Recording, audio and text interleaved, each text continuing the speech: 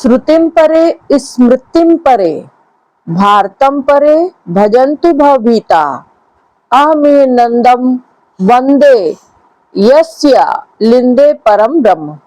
वैसे तो नंद बाबा नित्य गोलोक धाम में सदा ही विराजमान रहते हैं, भगवान श्री कृष्ण के नित्य सिद्ध पिता है। जब श्याम सुंदर को पृथ्वी पर आना होता है तब गोप गोपियां गाय और पूरा ब्रजमंडल नंद बाबा के साथ पहले ही पृथ्वी पर प्रकट हो जाता है। किंतु जब भी इस प्रकार के भगवान के नित्यजन पृथ्वी पर पधारते हैं, कोई न कोई जीव जो सृष्टि में उनका अंश रूप होता है उनसे एक हो जाता है। इसलिए ऐसा वर्णन आता है कि पूर्व कल्प में वसु श्रेष्ठ द्रोण और उनकी पत्नी धरा देवी भगवान को प्रसन्न करने के लिए उन्होंने बहुत कठिन तपस्या की। जब ब्रह्मा जी उन्हें वरदान देकर तपस्या से निवृत्त करने के लिए उनके समीप आए, तब उन्होंने सृष्टिकर्ता से वरदान मांगा।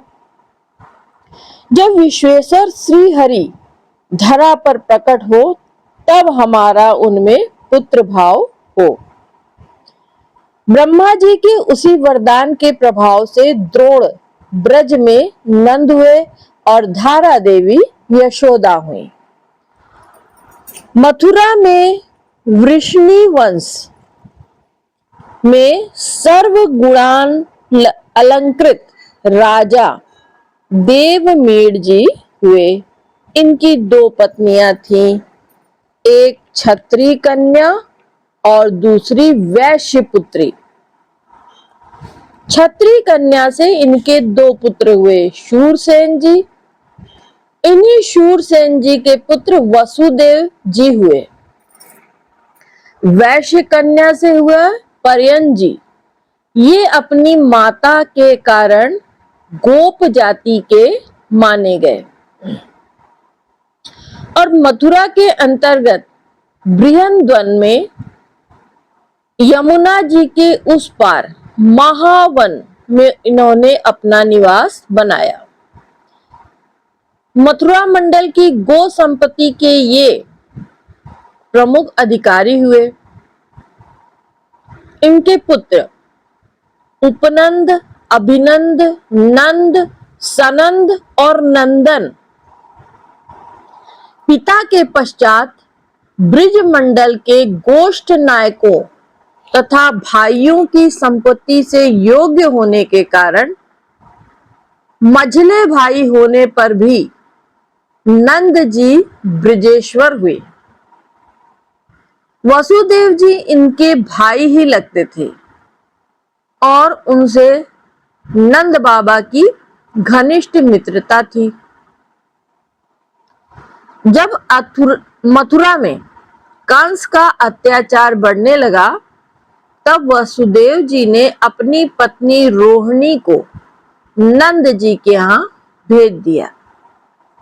गोकुल में ही रोहिणी जी की गोद में बलराम जी पधारे। श्री कृष्ण चंद्र को भी वसुदेव जी चुपचाप नंद गृह में रखाए। राम श्याम नंद गृह में लालित पालित हुए। नंद बाबा वात्सल्य रस के अधिदेवता हैं। उनके प्राण श्री कृष्ण में ही बसते हैं। अपने श्याम के लिए ही वे उठते हैं, बैठते हैं, खाते हैं, पीते हैं, चलते हैं, फिरते हैं, प्राण धारण करते हैं और दान धर्म पूजा पाठ आदि करते थे। कन्हैया प्रसन्न रहे, सुखशल रहे, बस एकमात्र यही चिंता, यही इच्छा उनके मन में थी। जब गोकुल में नाना प्रकार के उत्पात होने लगे, शकट का गिरना, यमलार्जुन का टूटना आदि घटनाएं हुई, तब नंद बाबा अपने पूरे समुदाय के साथ वहां से बरसाने के पास नंदगांव चले गए। एक बार बाबा ने एकादशी का व्रत किया था। रात्रि जागरण करके वे गोपों के साथ हरि कीर्तन में लगे थे। कुछ अधिक रात्रि शेष थी, तभी प्रातः काल समझकर वे स्नान करने यमुना जी में उतर गए। वरुण का एक दूत उन्हें पकड़कर वरुण जी के पास ले गया। ब्रिजवासी नंद बाबा को न देखकर विलाप करने लगे। उसी समय श्री कृष्ण चंद्र यमुना में कूदकर वरुण लोक पहुंचे। जल के अधिदेवता वरुण ने भगवान का बड़ा आदर किया, सत्समान पूजा की। बाबा को वहां से लेकर श्याम सुंदर लौट आए। इसी प्रकार शिवरात्रि को अंबिका वन की यात्रा में रात को सोते समय जब बाबा को अजगर ने आकर पकड़ लिया और गोपों द्वारा जलती लकड़ियों से मारे जाने पर भी वह टस से मस नहीं हुआ, तब श्री कृष्णचंद्र ने अपने चरणों से छूकर उसे सद्गति दी और बाबा को छुड़ाया। अक्रूर जी ब्रज में आए। नंद बाबा गोपों के साथ राम श्याम को लेकर मथुरा चले गए। मथुरा में श्री कृष्णचंद्र जी ने कंस को मारकर अपने नाना उग्रसेन को राजा बनाया। वसुदेव देवकी को कारागार से छुड़ाया।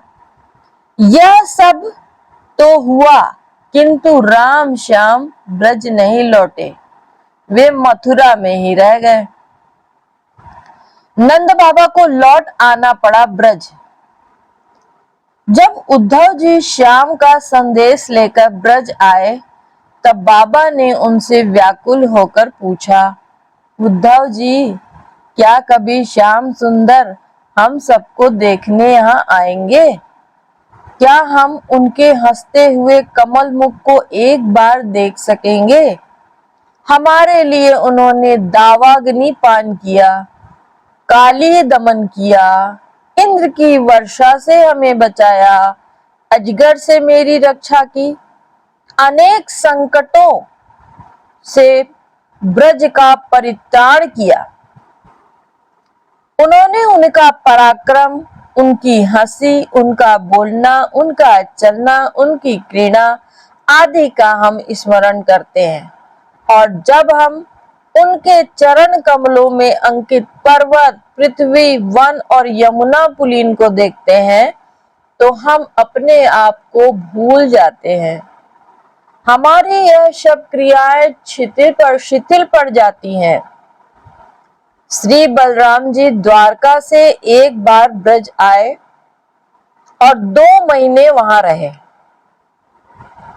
फिर सूर्य ग्रहण के समय कुरुक्षेत्र में पूरा ब्रज मंडल और द्वारका समाज एकत्र हो गया। यही बाबा ने अपने श्याम को फिर से देखा। कुरुक्षेत्र से लौटने पर तो ब्रज मंडल, उसके सभी दिव्य तरु लता पादप तक अंतर्हित हो गए, जैसे नंद बाबा गोप गोपी गौएं तथा ब्रजमंडल के साथ नित्य लोक से पृथ्वी पर प्रकट हुए थे, वैसे ही नित्य लोक को चले गए, सबको साथ लेकर।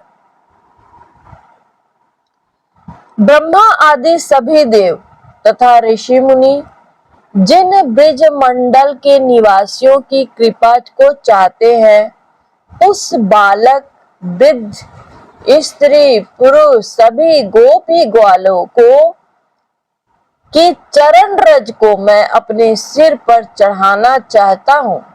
नंद गोप, उपनंद, ध्रुवनंद, धरानंद, नंद जी की पत्नी यशोदा जी, कीर्ति देने वाली वृषभानु की पत्नी कीर्ति जी, बरसाने की राजा वृषभानु जी, वृषभानु कुमारी, श्री राधिका, प्रसन्न चित सखियां, मंधु मंगल सुबल सुबाहु भोज अर्जुन श्रीदामा संपूर्ण ग्वाल मंडली जिनके अनेक नाम हैं, जो श्याम सुंदर श्री कृष्ण के साथी हैं, मैं इन सब के पद की धूरिका चाहता हूँ।